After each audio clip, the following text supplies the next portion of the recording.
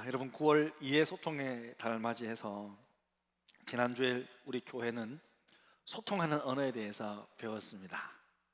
소통하는 언어, 어떤 언어였습니까? 소통하기 위해서는 서로를 잘 이해하고 상대방이 원하는 사랑의 언어로 대화할 때 이루어진다는 것을 알게 되었습니다.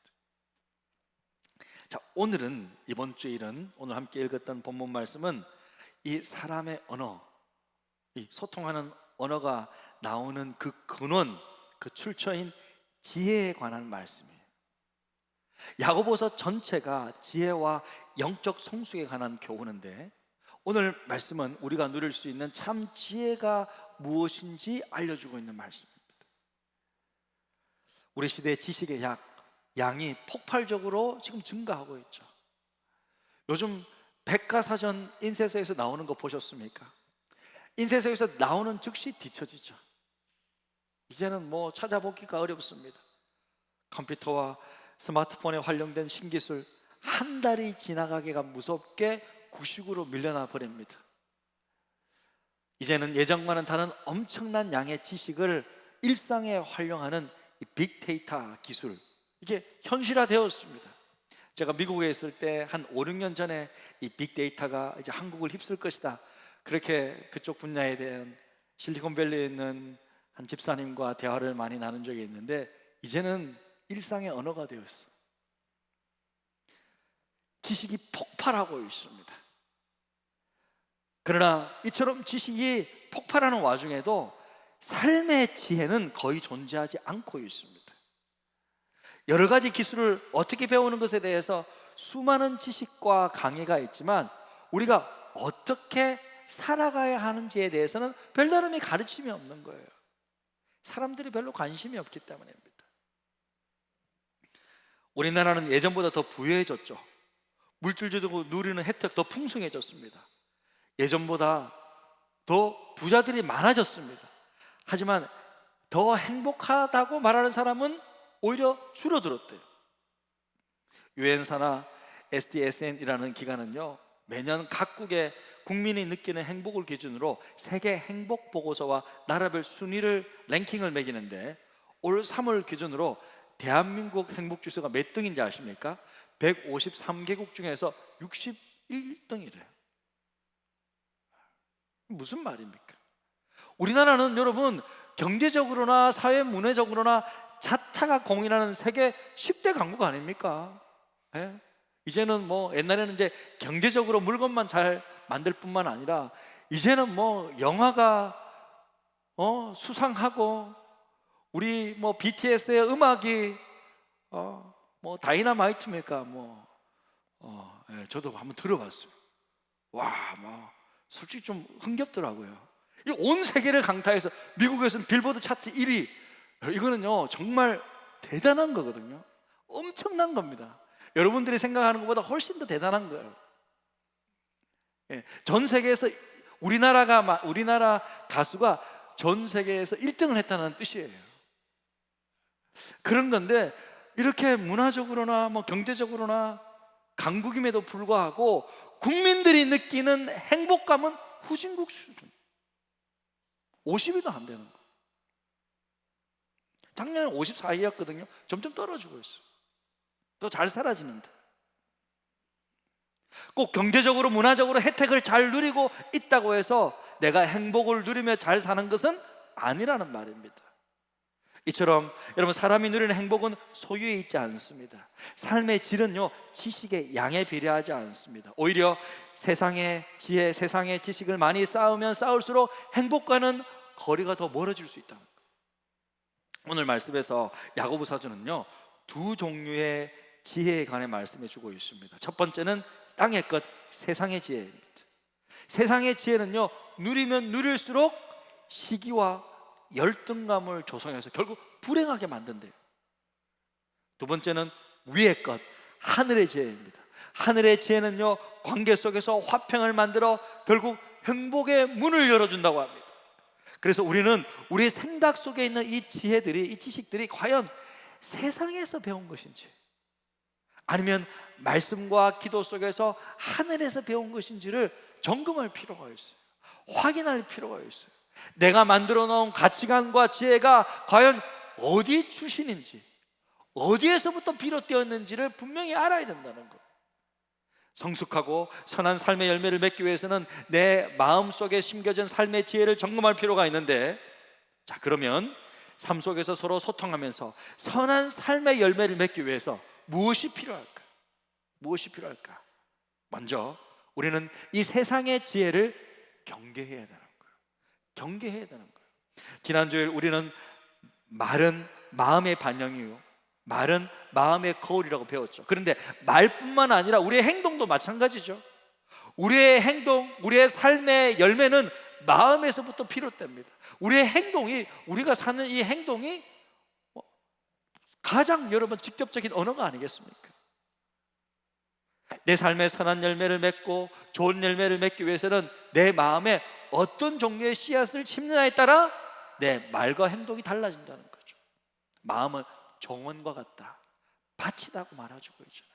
선한 열매를 맺기 위해서는 하늘에 좋은 씨앗을 심고 세상으로부터 오는 나쁜 씨앗은 뿌리 뽑으면 되는 거죠. 그래서 14절에 이렇게 말씀하고 있습니다. 같이 한번 읽어보겠습니다. 큰 소리로 한번 읽겠습니다. 각 가정에서 시작. 그러나 너희 마음속에 독한 시기와 다툼이 있으면 자랑하지 말라. 진리를 거슬러 거짓말하지 말라. 야고보 사도는요, 우리 마음에 심겨진 악한 것들을 경계합니다. 여러분, 시기도 나쁜 것인데 독한 시기는 더 나쁜 거예요.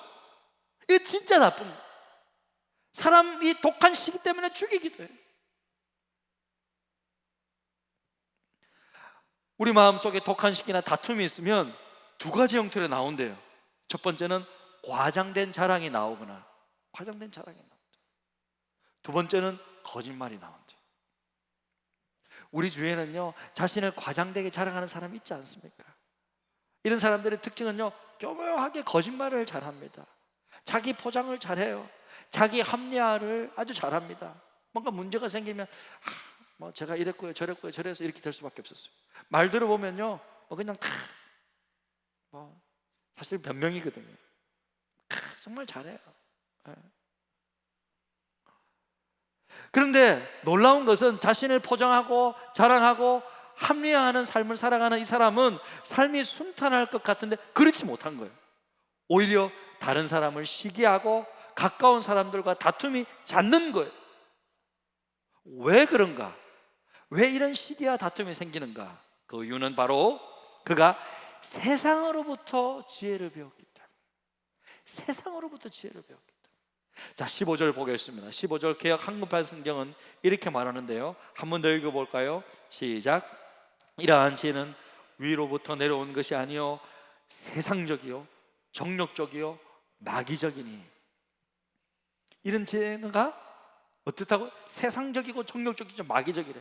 세상적이란 말은요, 하나님의 기준을 가지고 살지 않는다는 뜻이에요. 세상의 성공, 세상의 번영, 세상의 영화만을 위해 사는 것을 의미합니다. 영원한 세계에 대해 관심이 별로 없다라는 거예요. 안타깝게도 여러분, 교회를 다니는 많은 사람들 중에서도 반드시 자기가 이제 이 세상의 삶이 끝난 다음에는 영원한 세계에 들어가는데 별로 이 땅에 살면서 관심 없이 살아가는 거예요. 머리로는 뭐 그냥 뭐 그렇겠지 생각하는데 실제로 마음으로는 온전히 받아들이지 못하는 거예요. 믿음이 없는 것이죠. 정욕적이라는 말은 영혼을 무시한 채 육체의 정욕만을 추구하는 것을 말합니다. 인간은 영과 혼과 육신으로 이루어져 있는데 영을 따라 제일 중요한 게 영이거든요. 영이 정신을 둘러싸고 있고 이 정신을 우리 몸이 둘러싸고 있는데 제일 중요한 게 영이란 말이에요. 살리는 것은 영이라 그랬잖아요. 육은 중요한 게 아니에요. 영인데 이 영을 따라 움직이지 않고 진리를 따라, 이 영이 하나님께서 주장하시는 영을 따라 움직이지 않고 육신을 따라 움직여요. 육신의 정욕만을 추구할 때 정욕적이 되는 거죠. 마귀적이라는 것은요, 파괴적이라는 뜻이에요. 마귀의 원어가 이 디아볼로인데, 이 디아가 무슨 사이라는 뜻이고 볼로가 이제 가르다, 나누다라는 뜻입니다. 그죠? 그러니까 마귀의 원어적 의미는 사이를 가르다라는, 분리자라는 뜻입니다. 자, 마귀는 다툼을 일으키고 싸움을 조장하는 거예요. 분쟁을 일으켜 분리시키고, 처음 인간 아담에게도 찾아가서 어떻게 했어요? 아담과 하와 사이를 갈라놓았죠. 그들과 사람들과 하나님 사이를 갈라놓았어요. 한번 먹어봐 분리하고, 거짓말하고, 안 죽을 거야 그러고, 하나님처럼 된다 그러고, 거짓말하고 분리시키고 파괴시켜버려. 마귀는 파괴자입니다. 에덴 동산 파괴시켰죠. 죽이고 멸망시키는, 마귀가 손을 대는 것마다 다 파괴되는 거예요. 마귀가 가정을 손대면 가정이 파탄되는 거예요. 마귀가 어떤 사람을 딱 붙잡고 늘어지면 그 사람 파괴되는 거예요. 마귀가 못 붙잡도록, 그래서 우리가 성령으로 말씀으로 이겨야 되는 거예요. 할렐루야. 또 마귀는 거짓말장애죠. 그래서 여러분, 우리가 이런 것들을 조심해야 해요. 세상적인 것, 정욕적인 것, 마귀적인 것 조심해야 되는 거예요. 그래서 우리가 거짓말할 때 마귀적이 되는 거예요. 왜? 마귀가 거짓의 압이니까 거짓말하면 그렇게 이제 좀 따라가게 되는 거잖아요. 우리가 진실할 때 하나님을 닮아가지만 거짓을 말할 때, 그죠? 행할 때 마귀를 닮아가게 되는 거예요. 거짓말이 무서운 거예요. 그러니까 웬만하면 하면 안 돼요. 웬만하면. 이렇게 세상적이고 정욕적이고 마귀적인 삶을 살아가는 사람들의 특징은 뭐? 시기한다. 시기하며 다투면서 살아간다는 거예요. 헛된 인정을 받기 위해 과장하거나 별것 아닌 것도 부풀려 자랑하죠. 필요에 따라 거짓말 겁없이 잘합니다. 이런 사람이 주위에 있으면 혼란스러워요. 무엇이 옳은지 잘 모릅니다. 결국 모든 것이 악해지는 거예요. 16절 보니까 시기와 다툼이 있는 곳에는 혼란과 모든 악한 일이 있습니다. 시기는 무서운 거예요. 자신을 죽이는 거예요. 이게 시기, 미움, 다툼 이런 것들은요, 다른 사람을 죽이기 전에 먼저 자신을 죽여버리는 거예요. 자신을 병들게 만들어요. 그러니까 용서도 마찬가지예요. 용서하지 못하면 나부터 먼저 죽이는 거예요. 마음고생 얼마나 심합니까? 나를 위해서라도 용서하고, 이게 시기 질투 버려야 되는데 그게 안 되는 거예요. 잠언 14장 30절에 보니까 평온한 마음은 육신의 생명이나 시기는 뼈를 썩게 한대. 시기가 우리의 뼈를 썩게 만드는. 시기가 뭐예요? 남이 잘 되는 거 배 아픈 거잖아요. 남이 잘 되는 거 배 아픈 거예요. 시기와 다툼의 뿌리에는 비교의식, 경쟁의식이 있습니다. 안타깝게도 여러분, 교회 안에서도 사람들이 모인 곳이라 시기 질투가 있는 거예요. 예수님 제자들 시기에 질투 있었습니까? 없었습니까? 있었어요. 성령을 받기 전에는요, 그들 시기와 다툼 가운데 살았습니다. 그들은 서로 누가 크냐는 것 때문에 길에서 논쟁하고, 예수님의 나라가 임할 때 누가 예수님의 좌편과 우편에 앉을지를 막 다 서로 자리 싸움했어요. 요한과 야고보의 어머니가 예수님께 와서 자기의 두 아들들, 예수님 나라가 임할 때 하나는 우편에 좌편에 앉게 해주세요, 이렇게 부탁했을 때 다른 10 제자들 어떻게 했어요? 뭐 괜찮았어요? 저 두 사람 잘하니까 괜찮아, 이렇게 했어요? 아니에요. 베드로부터 시작해서 나머지 10 제자들은요 다 분노가 났어. 마태복음 20장 24절에 10 제자가 듣고 두 형제에 대해서 분이 여기거늘. 그러니까 여러분, 오늘날 교회 안에서도요 이런 시기와 다툼이 많이 있다는 거예요. 집사님들 사이에서도, 권사님들 사이에서도, 장로님들 사이에서도, 심지어 목회자들 사이에서도 얼마든지 일어날 수 있는 일입니다. 저도 부교육자 시절에요, 우리 부교육자들하고 사이좋게 저는 정말 지내고 싶었는데 이게 안 되는 거예요. 조금만 뭘 잘하면 시기하고 질투하고 이것 때문에 좀 힘들었던 적이 많았어요. 그런데 여러분, 왜 사람은요 다른 사람을 시기하게 될까요? 자신의 소유한 것에 만족하지 못하고 왜 자꾸 비교하고 경쟁하게 될까요? 왜 그럴까요? 나의 가치를 잘 모르기 때문에 그런 것은 아닐까요? 내 가치, 내 존재 가치가. 그래서 시기의 출발점은요 나의 정체성을 온전히 발견하지 못하는 데서 시작합니다. 야고보 사도는 외모로 사람을 판단하지 말라고 했는데 우리는 나 자신을 너무나도 외적으로 판단하고 있는 거예요. 나 자신을. 그래서 나보다도 조금 더 못난 사람을 만나면 우쭐대는 거예요. 그래, 너보다는 내가 좀 더 그래도 좀 괜찮게 생겼지, 너보다는 키도 좀 크고 너는 여드름 났네, 나는 안 났는데 너는 170이지? 나는 171인데. 이렇게 우쭐대고. 나보다 조금 더 뭐 잘난 사람 만나면 어때요? 참 저 사람은 키도 크고 저 사람은 뭐 잘났고 뭐 괜히 열등감 생기고 뭐 시기심이 따라오는 거예요. 여러분, 성도들은요 흔히 자신에 대한 혐오, 학대를 죄가 아닌 것으로 착각해요. 그냥 방치해도 된다고 생각하는 거예요. 하지만 자신을 싫어하고 혐오하고 학대하는 것은요 죄예요. 죄란 말이에요. 죄 짓지 마세요, 여러분. 다른 사람이 하나님의 형상이듯 나 역시 하나님의 형상이에요. 나는 나를 하나님의 형상 이하로 무시하고 학대할 권리가 없어요. 하나님이 받아주셨단 말이에요. 나를 내 모습 있는 모습 그대로 하나님의 형상으로 받아주셨단 말이에요. 만약 그렇게 자신을 계속 학대한다면 그것 또한 하나님 앞에 범죄하는 거예요. 회개하셔야 돼요. 사랑하는 성도 여러분, 나의 가치를 알아야 합니다. 내가 똑똑하기 때문에, 공부를 잘했기 때문에, 좋은 학교를 나왔기 때문에, 돈 잘 벌기 때문에 가치가 높은 것이 아니에요. 내가 예수님의 피로 구원받았기 때문에 가치 있는 것입니다. 할렐루야. 내가 하나님의 자녀이기 때문에 가치 있는 것입니다. 내가 하나님의 자녀라는 신분을 받았기 때문에 하나님께 사랑받는 가치 있는 존재라는 거예요. 누가 뭐래도 나는 그렇다. 여러분 모두는 하나님께 존귀한 자들, 보배로운 자들, 그러니 가치 있게 대해주세요. 가치 있게 대해주세요. 따라봅시다. 나는 가치 있는 존재다. 그렇게 봐. 그게 하나님의 말씀이에요. 이사야 43장 4절에 내가 너를 보배롭고 존귀하게 여기고 너를 사랑하였다. 내가 너를 보배롭고 존귀하게 여기고 너를 사랑하였다. 우리 하나님 아버지께서 여러분을 보배롭고 존귀하게 여기고 사랑했는데 누가 뭐래요? 누가 뭐라고 하겠습니까? 이 놀라운 사실을 예수를 구원자로 믿고 성령 안에서 발견할 수 있습니다. 할렐루야. 발견할 수 있는 거예요. 내가 누군지 정확하게 알면 시기심을 극복할 수 있는 거예요. 다른 거 안 부러워요. 여러분 뭐 부러운 게 있습니까? 솔직히 부러운 거 있어요? 내가 하나님의 자녀가 되었다는 사실, 이것보다 더 부러운 게 있어요? 더 만약에 부러운 게 있다면 여러분은 여러분 가치를 아직 모르는 거예요. 저는 솔직히 부러운 거 하나도 없어요.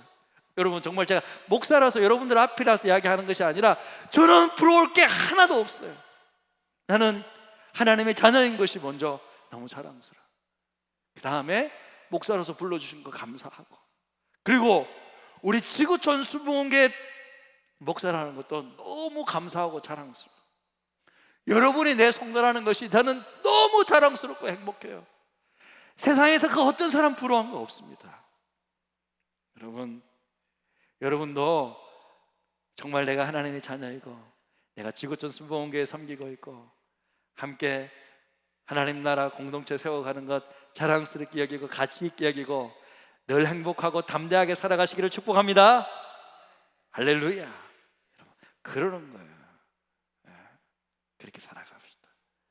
그리고 우리 삶 속에서 선한 열매 맺기 위해서는요 한 가지 더 필요하죠. 하늘의 지혜를 추구해야 되죠. 이 세상의 지혜를 경계해야 되고 그 다음 하늘의 지혜를 추구해야 합니다. 우리 삶의 선한 열매를 맺기 위해서는요 오직 위로부터 임하는 하늘의 지혜, 하나님의 지혜를 추구해야 합니다.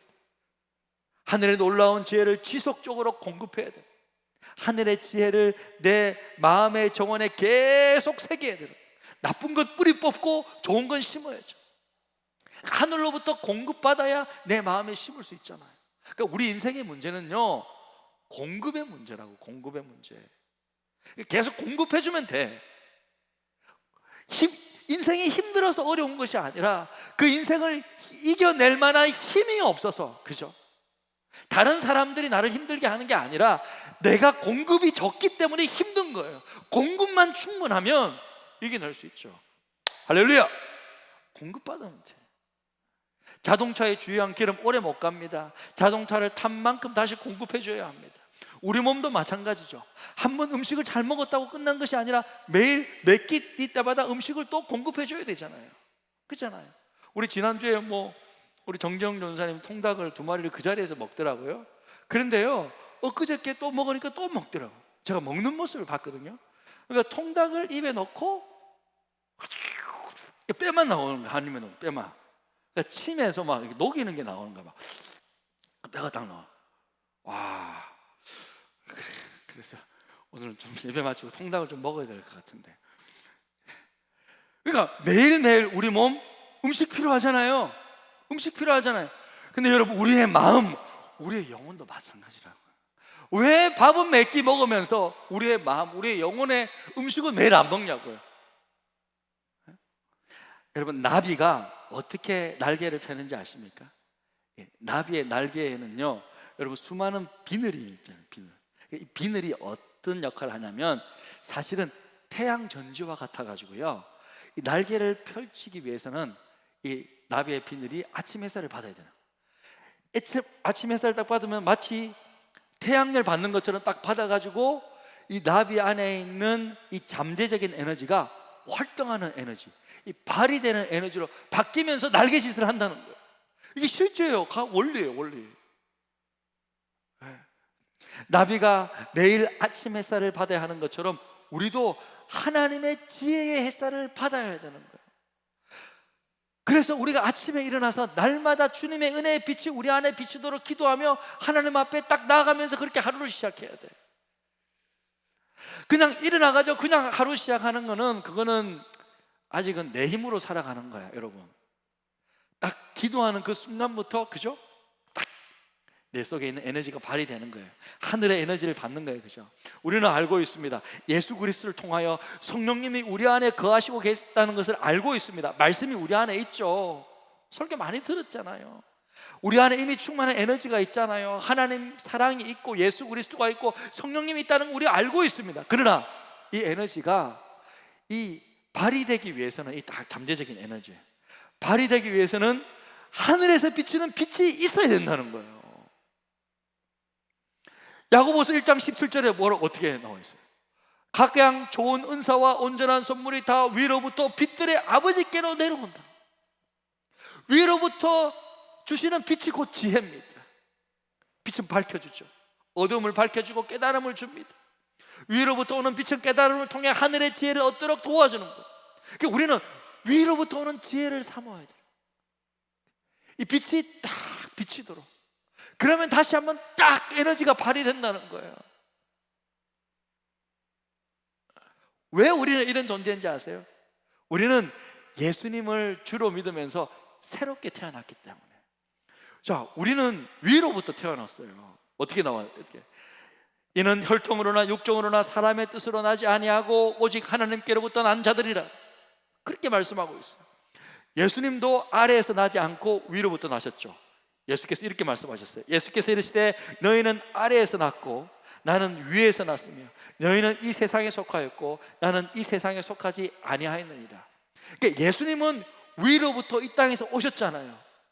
마리아를 통해서 하늘에서 이 땅에 오신 거잖아요. 위로부터 오셨잖아요. 그러니까 우리도 예수님을 믿을 때 우리 존재 자체가 위로부터 다시 태어나게 되는 거예요. 하늘의 자녀가 되어버리는 거예요. 위로부터 태어난 우리는 위의 것을 추구해야 돼요. 그러므로 너희가 그리스도와 함께 다시 살리심을 받았다면 위의 것을 찾으라. 거기는 그리스도께서 하늘의 우편에 앉아 계시느니라. 위의 것을 생각하고 땅의 것을 생각하지 말라. 그래서 우리 성도님들, 우리 새벽 예배 드릴 때는 어떻습니까? 매일 새벽 예배 드릴 때요, 피곤한 몸으로 이렇게 오셔요. 얼굴에 아무것도 안 발라서 그런지 한 번씩 새벽에 오시다가 저 얼굴 받으시면 목사님 막 이렇게 오셔요. 이렇게 오시더라고요. 피곤한 몸으로 다 죽어가는 몸으로 이렇게 오셨는데요, 예배 드리고 기도하고 갈 때 얼굴 보면요, 환한 빛 같대. 피곤한 몸으로 왔지만 새벽에 기도하고 나가면요, 완전히 빛을 받아가지고 그냥 자기 속에 있는 이 잠재적인 에너지가 그냥 발휘하는, 활동하는 에너지로 바뀌어가지고요, 확 빛같이 나가세요 다들. 확 이렇게. 지금은 새벽 예배 못하니까 여러분 가정에서라도 잠시라도 말씀 보고 큐티하면요 에너지가 다시 발휘되는 거예요. 할렐루야. 다른 거 없어요.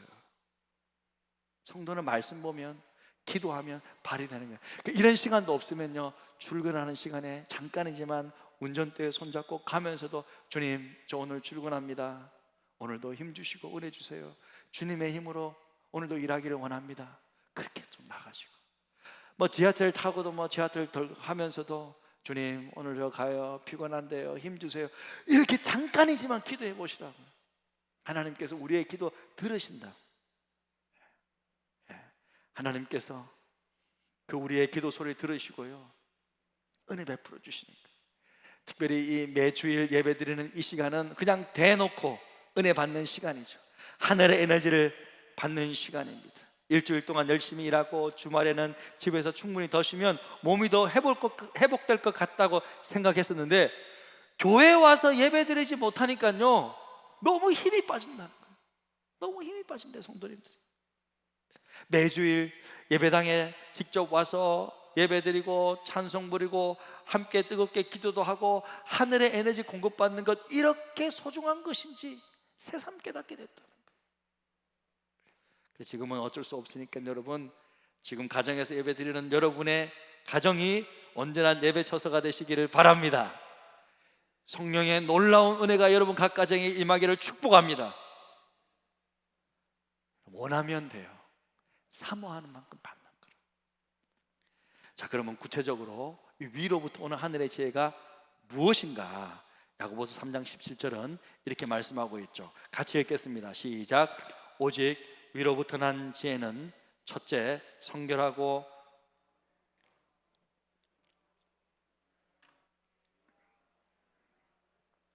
평등과 거짓이 없나니.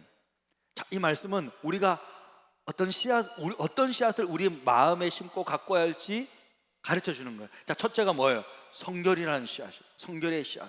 성결이란 진실하며 깨끗한 것을 말하는 거죠. 둘째, 화평의 씨앗. 화평이란 다른 사람과의 관계 속에서 평화를 누리는 거예요. 시기하거나 다투지 않는 것을 말하죠. 세 번째 씨앗이 뭐예요? 관용의 씨앗이죠. 관용이란요, 다른 사람의 잘못이나 죄를 정당화시키지 않으면서 그 사람을 용납하는 거예요.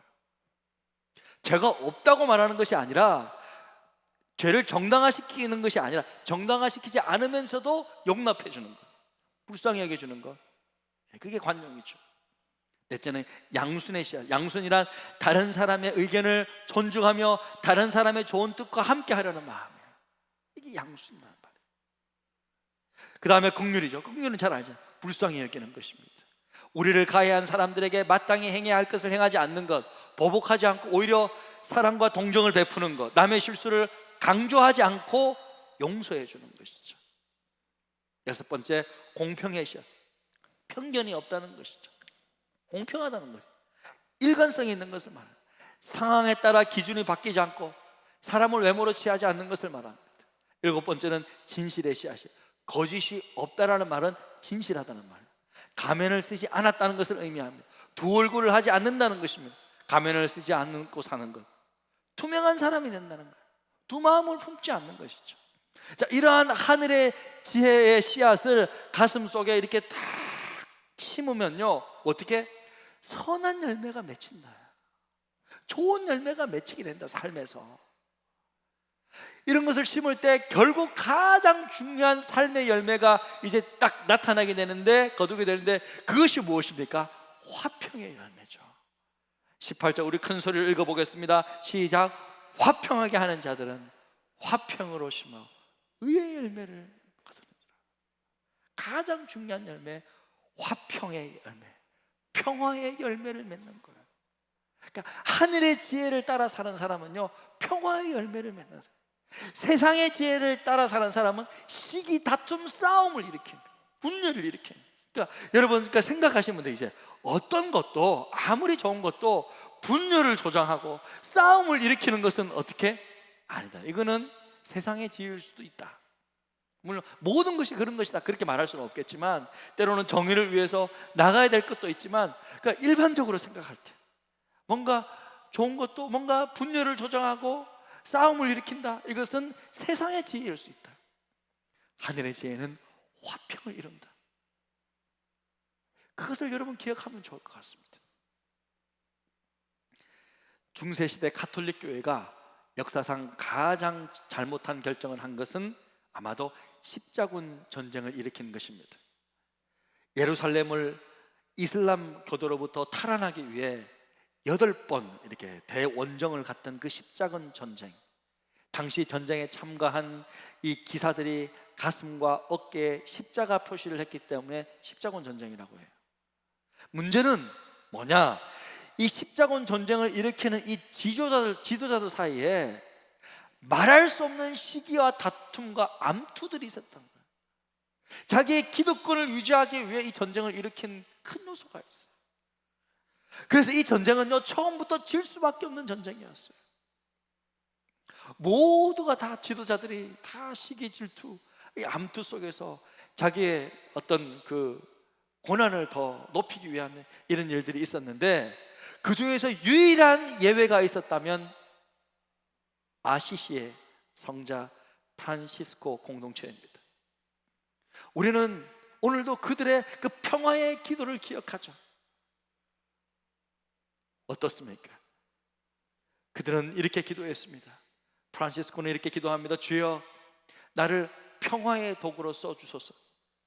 미움이 있는 곳에 사랑을, 다툼이 있는 곳에 용서를, 분열이 있는 곳에 일치를, 의욕이 있는 곳에 신앙을, 오류가 있는 곳에 진리를, 절망이 있는 곳에 희망을, 어둠이 있는 곳에 빛을, 슬픔이 있는 곳에 기쁨을 가져오게 하소서. 위로받기보다는 위로하며, 이해받기보다는 이해하며, 사랑받기보다는 사랑하게 하소서.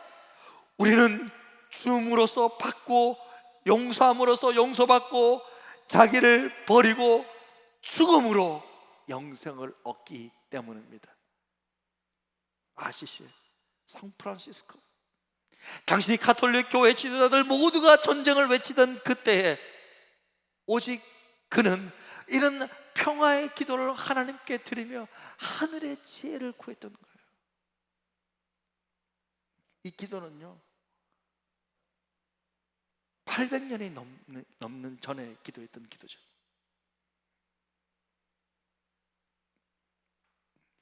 사랑하는 여러분, 여러분은 평화의 사도입니까? 아니면 분열의 사도입니까? 여러분 어떤 사람입니까? 우리 각자는 결국 세상의 지혜와 하늘의 지혜 사이에서 하나를 택해야 되는 거예요. 세상의 지혜는 결국, 세상의 주인은 사탄 마귀에서 왔기 때문에 결국 세상의 지혜는 시기와 다툼과 이것을 통해 관계를 파괴시키고 무너뜨리는 거예요. 하늘의 지혜는 온 하늘의 주인이신 하나님에게서 왔기 때문에 깨끗하고 진실합니다. 결국 화평의 열매를 맺습니다.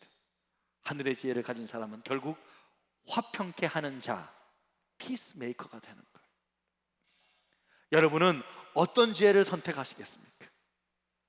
지금 여러분이 품고 있는 지혜는 과연 어디에서부터 왔습니까? 땅에서부터입니까? 아니면 하늘에서부터입니까?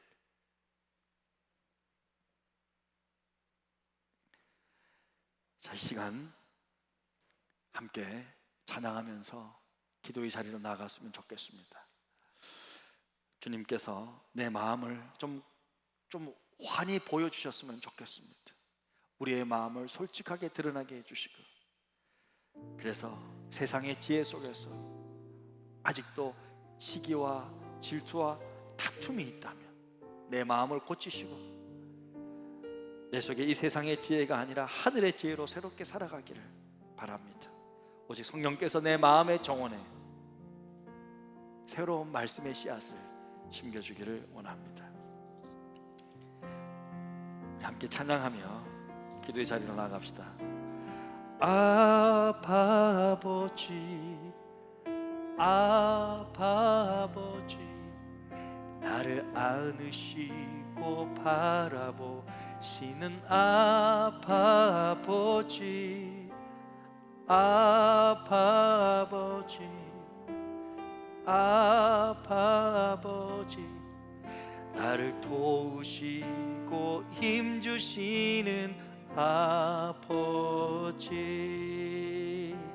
아빠 아버지, 아빠 아버지, 아빠 아버지, 나를 안으시고 바라보시는 아빠 아버지, 아빠 아버지, 아빠 아버지, 나를 도우시고 힘주시는 아버지.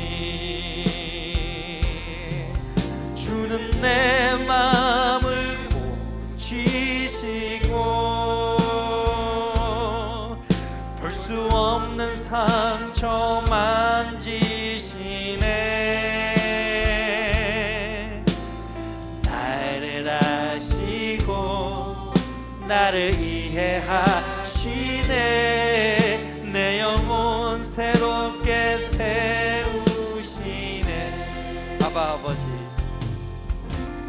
아빠 아버지, 아빠 아버지, 나를 안으시고 바라보시는 아빠 아버지, 아빠 아버지, 아빠 아버지, 나를 도우시고 힘주시는 아버지. 그렇습니다. 주는 내 마음을 고치시고 볼 수 없는 상처 만지시네. 나를 아시고 나를 이해하시네. 내 영혼 새롭게 세우시네. 주님은 내 마음을 고치시고, 주는 내 마음을 고치시고 볼 수 없는 상처 만지시네. 나를 아시고 나를 이해하시네.